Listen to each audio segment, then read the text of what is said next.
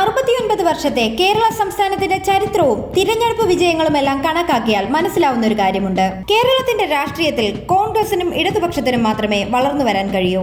കേരളത്തിലെ ജനങ്ങൾ കോൺഗ്രസിനോ ഇടതുപക്ഷത്തിനോ മാത്രമേ വോട്ട് ചെയ്യൂ എന്നാണത്. ഇതര പാർട്ടികൾക്കൊക്കെ ലഭിക്കുന്ന വോട്ടാകട്ടെ വളരെ കുറവുമായിരുന്നു. എന്നാൽ അടുത്തിടെ കേരളത്തിൽ 50 നിയമസഭാ മണ്ഡലങ്ങളിലായി നടത്തിയ ഒരു സർവേയുടെ ഭാഗമായി ലഭിച്ച ഫലങ്ങൾ ഇതിനെ ഖണ്ഡിക്കുന്നതല്ലെങ്കിൽ കൂടി കാര്യമായ സമീപനം മാറ്റത്തെ പ്രതിഫലിപ്പിക്കുന്നതാണ്. ഈ അടുത്ത കാലഘട്ടത്തിൽ പൊതുജനങ്ങളുടെ ധാരണയിൽ വന്ന വ്യത്യാസത്തെയും കേന്ദ്ര സർക്കാർ ദേശീയ സുരക്ഷാ കാര്യങ്ങൾ കൈകാര്യം ചെയ്യുന്നതിനെയും വ്യാപകമായി അംഗീകരിക്കുന്നതാണ് സർവേ പ്രകടമായി സൂചിപ്പിക്കുന്നത്. വിവിധ മണ്ഡലങ്ങളിൽ നിന്നായി സർവേയിൽ 2184 പേരായിരുന്നു പങ്കെടുത്തത്. ഓപ്പറേഷൻ സിന്ദൂറിനോടും തുടർന്നുള്ള വെടിനിർത്തലിനോടുമുള്ള ജനങ്ങളുടെ പ്രതികരണം ഇതിൽ ഒന്നാമതായി കാണാം. കൂടാതെ ന്യൂനപക്ഷങ്ങളുടെ പിന്തുണ ഉൾപ്പെടെ കൂടുതൽ പൊതുജന സ്വീകാര്യതയിലേക്കുള്ള മാറ്റമായി ഇത് അടയാളപ്പെടുത്തുന്നു എന്നതാണ് ശ്രദ്ധേയമായ കാര്യം. 72% പേരാണ് ഇന്ത്യ വെടിനിർത്തൽ അംഗീകരിച്ചത് ശരിയായ തീരുമാനമായിരുന്നെന്ന് സമ്മതിക്കുന്നത്. 80% പേർ ഇതിൽ സംതൃപ്തി പ്രകടിപ്പിച്ചു. 5 പോയിന്റ് സ്കെയിലിൽ ഈ തീരുമാനത്തിന് 4 അല്ലെങ്കിൽ 5 വരെ എന്ന റേറ്റിംഗ് ആണ് ആളുകൾ നൽകിയത്. അതൊരു ചെറിയ കാര്യമല്ല. അതിൽ കേരളത്തിലെ പ്രധാന ന്യൂനപക്ഷമായ ക്രിസ്ത്യൻ വിഭാഗത്തിൽ നിന്നുള്ളവർ മോദി സർക്കാരിന്റെ തീരുമാനങ്ങളോട് കാണിച്ച പിന്തുണ മിതത്വമുള്ളതും എന്നാൽ കൂടുതൽ അർത്ഥവത്തുമായിരുന്നു എന്നാണ് പുറത്തുവരുന്നത്. വെടിനിർത്തൽ തീരുമാനത്തോടെ 70.74% പേർ യോജിച്ചു. മോദി സർക്കാർ മറ്റൊരു കാലാവധിക്ക് കൂടി അർഹരാണെന്ന് 45.86% പേരാണ് വിശ്വസിക്കുന്നത്. ഇന്ത്യ യുദ്ധത്തിൽ നിർണായകമായി വിജയിച്ചുവെന്ന് 82.66% പേരാണ് വിശ്വസിക്കുന്നത്. എന്നാൽ രാഹുൽ ഗാന്ധി കൂടുതൽ മികച്ച പ്രകടനം കാഴ്ചവെക്കുമായിരുന്നു എന്ന ചോദ്യത്തിന് 65.73% പേർ ഇല്ല എന്ന ഉത്തരമാണ് നൽകിയത്. ദേശീയ പ്രതിസന്ധികളിൽ നിലവിലെ സർക്കാരിന്റെ നേതൃത്വത്തിൽ വിശ്വാസമുണ്ടെന്നാണ് ഈ അഭിപ്രായം സൂചിപ്പിക്കുന്നത്. പൂർണ്ണ പിന്തുണ പരിമിതമായിരുന്നെങ്കിലും ക്രിസ്ത്യൻ വോട്ടർമാർക്കിടയിൽ പ്രത്യേകിച്ച് ദേശീയ സുരക്ഷാ കാര്യങ്ങളിലും സൈനിക ഫലപ്രാപ്തിയിലും ഈ പിന്തുണ ഏറുന്നുവെന്നാണ് ഈ ഫലങ്ങൾ വ്യക്തമാക്കുന്നത്. മറുവശത്ത് കേരളത്തിലെ ഏറ്റവും ശക്തമായ ന്യൂനപക്ഷമായ മുസ്ലിം സമൂഹം കൂടുതൽ ജാഗ്രതയോടെയുള്ളതും എന്നാൽ വ്യത്യസ്തവുമായ ഒരു അഭിപ്രായമാണ് സർവേയിൽ പ്രകടിപ്പിച്ചത്. അവരും കേന്ദ്ര നീക്കങ്ങളെ എതിർത്തിട്ടില്ല എന്നതാണ് പ്രധാന കാര്യം. കേരളത്തിലെ പ്രബലമായ വോട്ട് ബാങ്കുകളിൽ ഒന്നുകൂടിയാണ് മുസ്ലിം വിഭാഗം. കേരളത്തിലെ ജനസംഖ്യയുടെ 26.56% വരുന്ന വിഭാഗമാണ് മുസ്ലിം.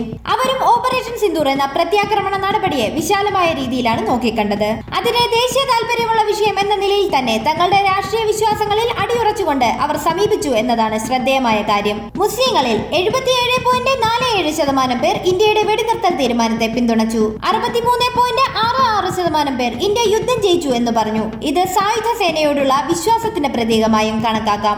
79.40% പേർ സർക്കാർ ആധുനിക ആയുധങ്ങൾ വാങ്ങിയത് സൈന്യത്തെ ശക്തിപ്പെടുത്തിയെന്ന് സമ്മതിച്ചു. അതേസമയം 27.85% പേർ മാത്രമേ മോദി സർക്കാർ മറ്റൊരു കാലാവധി അർഹിക്കുന്നുള്ളൂ എന്ന് പറഞ്ഞിട്ടുള്ളൂ. രാഹുൽ ഗാന്ധി സാഹചര്യം കൂടുതൽ നന്നായി കൈകാര്യം ചെയ്യുമായിരുന്നുവെന്ന് 59.06% പേരാണ് വിശ്വസിക്കുന്നത്. ഇത് ഇവിടുത്തെ രാഷ്ട്രീയ സാഹചര്യത്തെ പ്രതിഫലിപ്പിക്കുന്ന കാര്യമാണ്. എന്തെന്നാൽ നിലവിൽ ലോക്സഭാ തെരഞ്ഞെടുപ്പ് ഫലങ്ങൾ എടുത്തു നോക്കിയാലും സീറ്റ് നില എടുത്തു നോക്കിയാലും കോൺഗ്രസിന് ഭൂരിപക്ഷമായ 18 സീറ്റുകൾ ഉള്ളയിടത്ത് അദ്ദേഹത്തെ പിന്തുണയ്ക്കുന്ന മുസ്ലിം വിഭാഗം ഇത്ര വിശ്വാസമേ പ്രകടിപ്പിച്ചുള്ളൂ എന്നാണ് ആശ്ചര്യപ്പെടേണ്ടത്. ഈ എതിർപ്പുകൾക്കിടയിലും വെടിനിർത്തലിന്റെ സ്വകാര്യതയും സൈന്യത്തിന്റെ പ്രകടനവും ഭാഗികമായ അംഗീകാരത്തെയാണ് സൂചിപ്പിക്കുന്നത്. ഇത് ദേശീയ താല്പര്യത്തെയും രാഷ്ട്രീയത്തെയും തമ്മിൽ കൃത്യമായി വേർതിരിക്കുന്നു. എന്തെന്നാൽ രാഷ്ട്രീയവും ദേശീയ പ്രശ്നങ്ങളിലെ നിലപാടുകളും തമ്മിൽ കൂട്ടിക്കുഴയ്ക്കരുത് എന്ന പൊതുധാരണയെ ഊട്ടുറപ്പിക്കുകയാണ് ഈ സർവേ ഫലങ്ങൾ ചെയ്യുന്നതെന്നർത്ഥം. അതേസമയം ഇന്ത്യൻ സായുധ സേനയ്ക്ക് കാര്യമായ പൊതുജന പിന്തുണ ലഭിച്ചു എന്നതാണ് സർവേ വ്യക്തമാക്കുന്നത്. പ്രതികരിച്ചവരിൽ 91%-ലധികം പേർ ഓപ്പറേഷൻ സിന്ദൂർ കൈകാര്യം ചെയ്ത രീതിയെ പ്രശംസിച്ചു. അതിർത്തിയിലെ വെടിനിർത്തൽ ലംഘനങ്ങൾക്കെതിരായ പ്രതികരണത്തിന് ഏകദേശം 90% പേർ സമാനമായി ഉയർന്ന റേറ്റിംഗുകളാണ് നൽകിയത്. 91.32% പേർ സർക്കാർ പുതിയ ആയുധങ്ങൾ വാങ്ങുന്നത് സൈന്യത്തെ ഗണ്യമായി ശക്തിപ്പെടുത്തിയെന്ന് വിശ്വസിക്കുന്നു.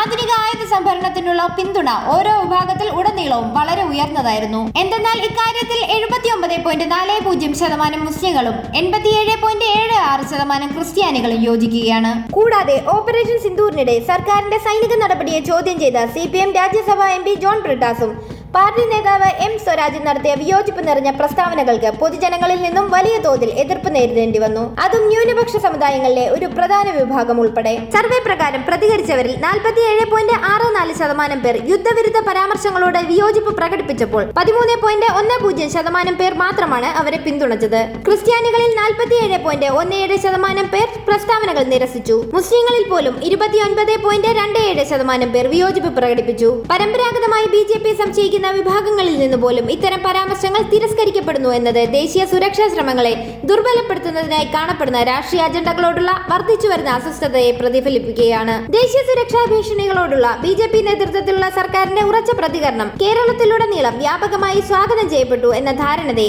ഈ പ്രവണത കൂടുതൽ ശക്തിപ്പെടുത്തുകയും ചെയ്യുന്നതാണ്. അതുകൊണ്ടാണ് പ്രമുഖ പാർട്ടിയിലെ നേതാക്കളായിരുന്നിട്ടും അവരുടെ വാക്കുകൾക്ക് അധികം സ്വീകാര്യത ലഭിക്കാതെ പോയതും വിമർശനം ലഭിച്ചതും. ഈ ഫലങ്ങൾ ന്യൂനപക്ഷ സമുദായങ്ങൾക്കിടയിൽ പോലും BJP യെ കുറിച്ചുള്ള വളർന്നു വരുന്ന ശുഭാത്മകമായ ധാരണയെ എടുത്തു കാണിക്കുന്നതാണ്. ഇന്ത്യയുടെ സുരക്ഷയുടെയും ദേശീയ താൽപര്യങ്ങളുടെയും സംരക്ഷകനായി സ്വയം അവതരിപ്പിക്കാനുള്ള പാർട്ടിയുടെ ശ്രമങ്ങൾ കൂടുതൽ വ്യാപകമായി മാറാൻ തുടങ്ങിയിട്ടുണ്ട്. പ്രധാനമന്ത്രി നരേന്ദ്രമോദിയുടെ നേതൃത്വത്തിൽ സുരക്ഷിതമായ ഇന്ത്യക്കായുള്ള ശക്തമായ വക്താവായി കൂടുതൽ വോട്ടർമാർ BJP-യെ കാണാൻ തുടങ്ങിയതോടെ കേരളത്തിൽ BJP-യുടെ സാധ്യതകൾ കൂടുതൽ പ്രതീക്ഷ നൽകുന്നതായാണ് സർവേ ഫലങ്ങളിൽ നിന്നും വ്യക്തമാകുന്നത്.